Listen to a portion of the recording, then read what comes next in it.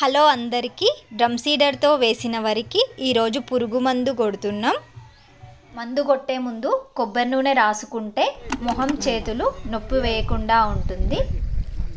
సాఫ్ పౌడర్ మెటాడోర్ మందు కలిపి కొడుతున్నాం. 1 ఎకరాకు 300 ml మెటాడోర్ 250 గ్రాముల సాఫ్ పౌడర్ను కలిపి కొడుతున్నాం.